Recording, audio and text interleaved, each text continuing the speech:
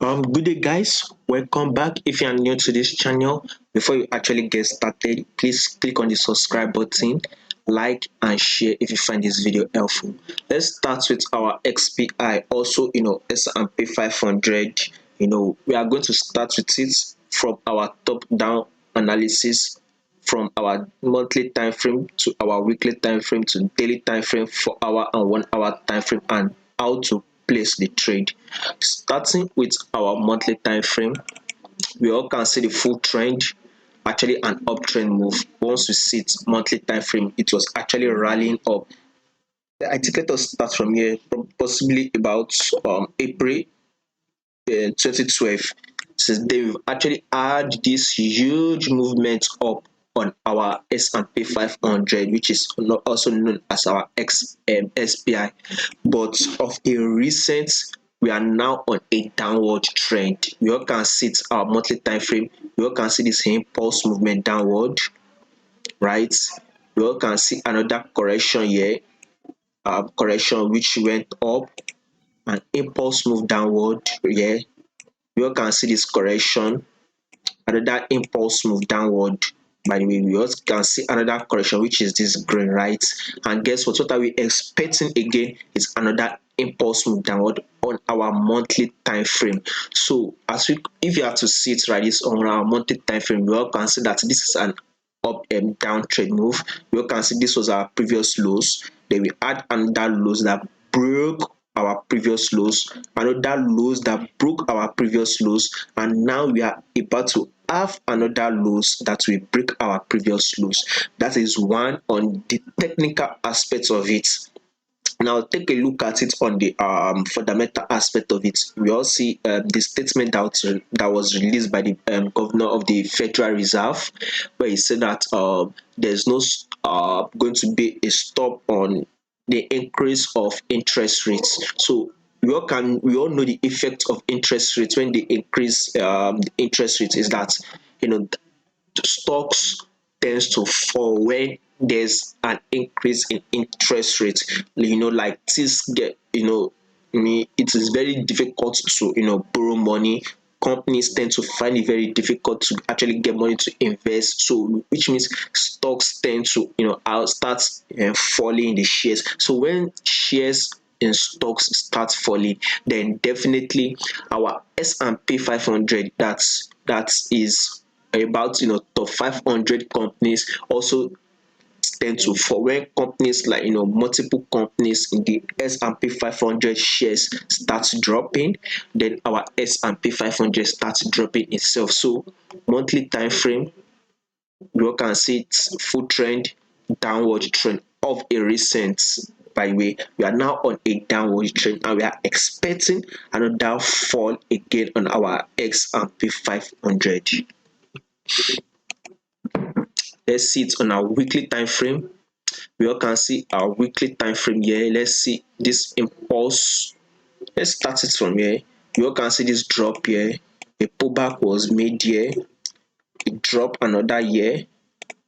Another pullback. A drop again. Another pullback. We had another drop on which is our impulse move downward. We had a pullback here. We add another drop again. Now we've had another pullback, yeah, and now we are expecting another drop again. You can see about last 2 weeks we actually opened and closed bearish. The week that just passed, we all can see it full trend, full. We actually open and close bearish. This week we are trying to predict also we will be opening and closing bearish also, which means you all can see monthly time frame, it is actually a bearish move.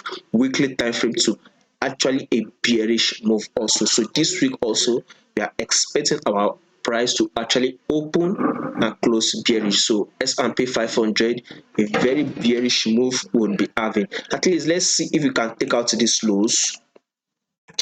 We can take out this lows on our SPI, S&P 500, which is about 3826.5. If we can take out this lows, which is about 3826.5, since we are currently trading at 4058.4, then I think that will be okay. That should be giving us about 234, like call it points, or 2343 basis points. I think we should sit like that. If we can probably possibly hit 2202 basis points for this week, I think that is enough for our SPI S&P 500 daily time frame. You can see on our daily time frame, this, if you are to see this rally movement upward, this is actually a pullback. I think on our weekly time frame, you can see this weekly time frame, it was actually a pullback, by the way. So daily time frame, you can see our price was rallying up, so this is actually a pullback. And now of a recent, our daily time frame is now dropping. You can see it now, recent a drop here, an impulse move, and now we are having another drop. I very much believe we would have this drop to around about 3935. So possibly if you can have the drop to about 3935, then very much likely we'll be getting a pullback. Once we get the pullback, then we'll be having another drop again on our S&P 500, which is also our SPI, by the way. So S&P 500, we are expecting a drop to this our level, which is about 3935, then a pullback and a drop again on our S&P 500 SPI, as we are expecting on our daily time frame. So daily time frame, as we are also seeing, it is actually a bearish move. Our monthly time frame says bearish, weekly time frame says bearish. Now our daily time frame is showing us a bearish move. Now to actually take this trade, we have to look at it on our 4-hour, 1-hour time frame. Now let's take a look at it on our 4-hour time frame. On our 4-hour time frame, this is actually an impulse move, a correction here, huge impulse move, by the way, a correction, right? I still believe we'll be having another huge impulse move downward again. We all see that once we start having this huge impulse, once we start having the impulse move downward, it tends to be very huge, or very long impulse move. So we just started this impulse move. That is why I said we very much likely have this huge impulse move downwards about 39. So possibly after it, then would have a correction, then another huge impulse move again on our S&P 500. So if you have to enter this trade, then we have to, if you want to enter the trade now, once the markets open, then fine, it is actually good.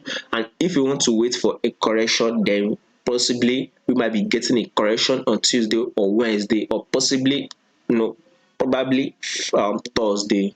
So once we have the impulse move, we have the correction. I think by Wednesday, Thursday, then the correction should be over. Then we can actually now take in our sell on our SPI S&P 500. And same thing with our 1-hour time frame. Basically, they are all the same with our 1-hour time frame. So impulse move, we are still expecting an impulse move downward, then a correction, then you can actually now enter your trade downward on our S&P 500 SPI.